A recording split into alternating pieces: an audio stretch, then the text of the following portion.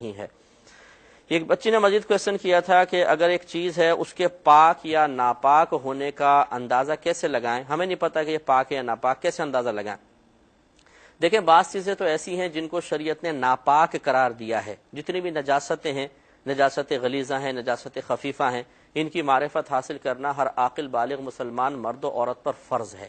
اس لیے کہ اگر اس کو نہیں پتا ہوگا کہ نجاست ہے تو ہو سکتا ہے کہ اس نجاست کے ساتھ وہ نماز کو ادا کر لے تو نماز برباد ہو جائے۔ اس لیے ایک تو یہ نجاستوں کی معرفت حاصل کرنا بہت زیادہ ضروری ہے کہ نجاست کسے کہتے ہیں، غلیظہ کون کون سی ہیں، خفیفہ کون کون سی ہیں، کتنی مقدار میں لگ جائیں تو اس کا صاف کرنا فرض، کبھی واجب کبھی سنت ہوتا ہے۔ تو یہ ایسی کوئی چیز سامنے آئے تو اس کو تو بالکل آپ نے اس کو ناپاک ہی کہنا ہے۔ اس کے علاوہ جتنی بھی چیزیں ہیں وہ فی نفسہ ہی پاک ہیں، لیکن ہو سکتا ہے کہ کسی وجہ سے ان میں ناپاکی شامل ہو گئی ہو۔ تو اب اگر کوئی فی نفسی ہی چیز ناپاک نہیں ہے، جیسے مثال کے طور پہ پانی سامنے آیا، پتہ نہیں ہے کہ پاک ہے کہ ناپاک، باہر کے ملک سے، یورپ کنٹری سے کوئی صابن آیا مثال کے طور پہ، اب ہمیں نہیں پتہ یہ پاک ہے ناپاک، کوئی دوا سامنے آئی، اب دوا یہ پاک ہے یا ناپاک اجزاء پر مشتمل ہے۔ اس کا شرعی اصول یہ ہوتا ہے کہ جب تک شرعاً اس میں ناپاکی کی ملاوٹ کا ثبوت نہ ہو جائے اسے پاک ماننا لازم ہے، کہ اصل پاکی ہے، ناپاکی بعد میں لاحق ہوتی ہے۔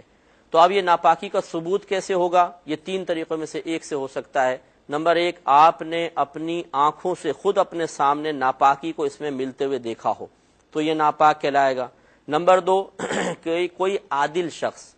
عادل سے مراد متقی، پرہیزگار، نمازی، جو جھوٹ نہ بولتا ہو، جس کا ظاہر بالکل شرع کے موافق ہو اور باطنی لحاظ سے بھی وہ بالکل گناہوں سے بچتا ہو، یہ اگر خبر دے کہ میں نے اپنی آنکھوں سے اس چیز میں ناپاکی ملتے ہوئے دیکھی ہے، تو یہ بالکل ایسا ہی ہے جیسے ہم نے خود اپنی آنکھوں سے ملتے ہوئے دیکھا، یعنی اس کے قول کا یقین کرنا واجب ہے اور اس کو ناپاک ماننا واجب ہے۔ دوسری چیز، تیسرا یہ کہ خود اگر وہ کوئی پروڈکٹ ہے تو کمپنی نے لکھ دیا ہو کہ اس میں یہ ناپاک جز بھی ملا ہوا ہے،